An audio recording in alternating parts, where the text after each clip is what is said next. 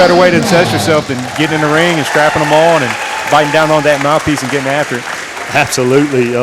Like the great Mike Tyson said, huh? And we're going to see plenty of that tonight here. Like you said, we got the lightweight division coming off first. We got Sharquez Cox versus Zach Bean.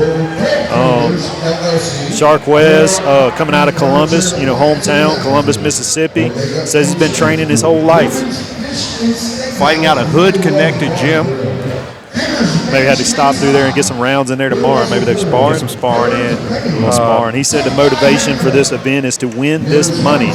So that's another thing, Joe. What do they win? They make it to the finals or win the finals. The winner of each bracket is going to get $1,500, and I think CPAC said any knockout is an extra $500 bonus. Wow. So you could potentially make $2,500 here tonight, right? Yeah, if you knock everybody out, then you end up winning your bracket. You can take home a lot of money. $3,000 actually. $3,000. A little bit of pocket. If you win by knockout, 3 rounds, 3 fights. So you start putting money on the line. That's when these guys are going to fight, right? So Sharquez is matched up to go against Zach the Bean, right? Yes, sir. We got the fighter introduction going down right now, so we're going to leave it to the Crazy Cajun, the announcer for tonight. Got Sharquez Cox coming in first. Like I said, Mr. Taliban. Mr. Taliban, 25 years old, weighing in at 140 pounds. Coming out of right here in Columbus, Mississippi, hometown. So, you got guys like that have a lot of fans in the crowd. Probably a good support system here, being as his hometown. You don't want to lose in front of your hometown, right? Nah, you're going to show out in front of the hometown crowd. You probably got a lot of friends and family in here to watch and support you. That could be good or bad. Sometimes you get distracted, too much going on, people wanting to talk to you. Sometimes it's better just to go away somewhere, fight where you don't have a whole lot of people there. You don't have a whole lot of worries. You don't concern yourself too much about the result because you're just going to go in there and fight free.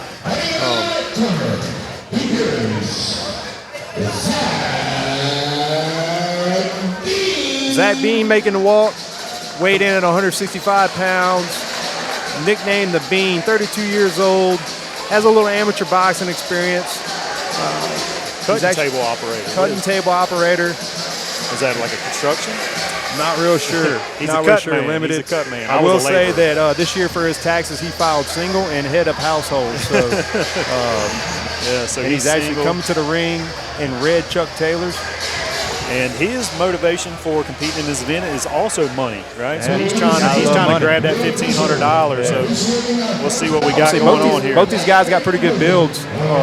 Cox giving up about 15 pounds, and that's another thing you see in these slugfest or tough man type style fights.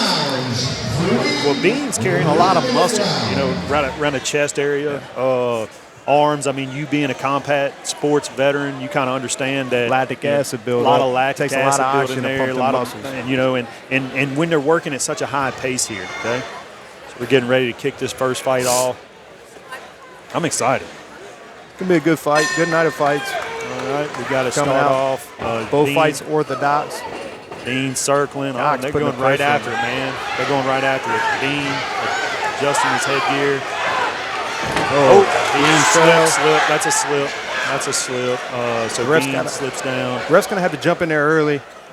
Oh, he's going to be a little bit quicker. He's giving him a count. Well, when both knees touch the mat, you're a down fighter, so the count is right there. So right there, forward. Good. The ref did his job there, separate them. He should have given him a count there when fighters fall. Good angle there by Cox. Right. So Bean's going to have to set up a jab. Yeah, he's got to get off. He's trying to instead of just walking forward. He's trying to close distance, but just walking forward. He's got to throw some shots. And Bean's kind of switching back and forth from that southpaw, orthodox. These little Bean's on the mat again, the third time in this round. He's got to get his feet underneath him. He's just kind of rushing forward, and it's just not working out for him. So in round one, my suggestion, Bean needs to start using that jab, set up some punches, set it, to close distance rather than just walking forward. Well, keep the pace up. Doing well. Well, like we were talking about, you know, with Bean carrying a lot of muscle, he looks very tense while he's throwing his punches, right? His arms and shoulders, he's keeping them very, very tense, very, very tight. And, you know, we're going to see if that pays off. Usually when you see something like that, that's not going to pay off in the second and third rounds. Telegraphing a lot of his shots when he loads up like that. When you're tense, when you're not loose, your shoulders are selling everything.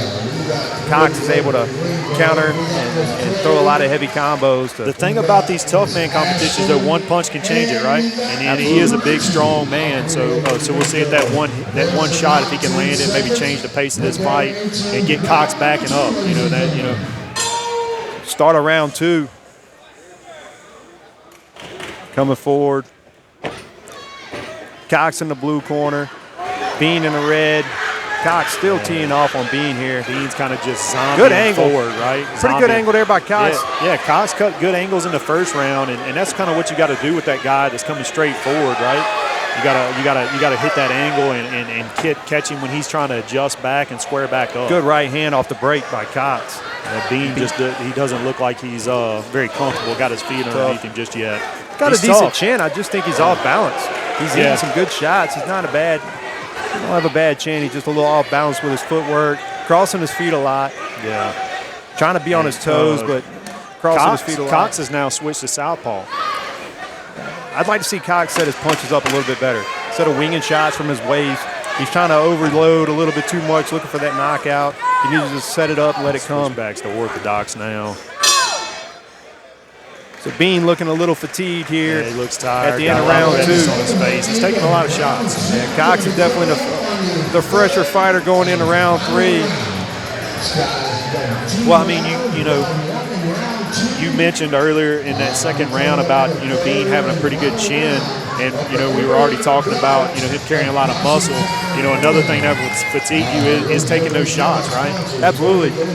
Even if you're not taking them on the chin, just blocking, trying to defend, moving your head, having to stay on your toes and having to move your feet to try to evade your opponent, that's all going to be fatiguing on the body. One thing Cox has done well is he's kept the pressure on, right? He hasn't given Bean time to get his feet set or adjust or even really breathe, right? And slow his breathing down and kind of slow down. So we'll see if Bean can turn it around here in the third round. I would say for the rule set and the tournament base that we're watching tonight, Cox is fighting a pretty good fight, keeping a pace, like you said. He looks fresh too.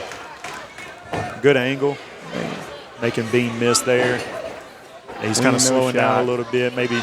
And they're getting the first round jitters out too. You the first fight of the night. You know how it is. You've been there. Good right hand from Cox. Bean took it. Able to stay on his feet.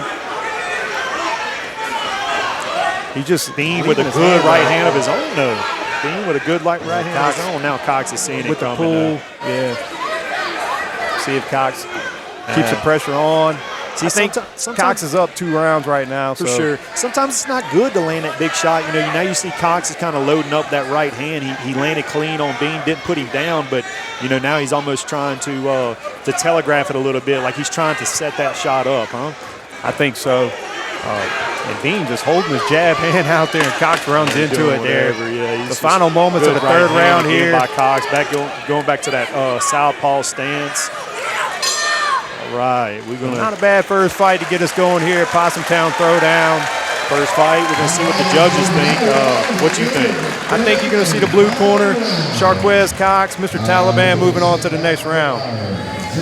I agree, Joe. Like I said, Cox fought a pretty good fight. You can see he was very fresh in the first and second round. He kind of started fatiguing a little bit in the third round. I think he was looking for that big shot. We talk about pace, or we talk about having a fast pace or heavy pace, but as you get later on in these rounds, you're going to have to kind of pace yourself a little bit smarter. You have to time your shots a little bit better. Everybody's going to be fatigued towards the end of the night. Yeah, we're going to go to the judges' decision, see what they got here. I think the hometown crowd would be disappointed if Cox didn't pull this one out. I think he won all 3 rounds. Again, Possum Town Throwdown, Columbus, Mississippi. This is our first time being Columbus here. Fairgrounds. Columbus Fairgrounds. This is our first time being here, and this is really your first time getting a chance to call the fights. Usually you're behind the scenes, you're the matchmaker for Savage Fights. We're going to bring it back to the ring for the announcement.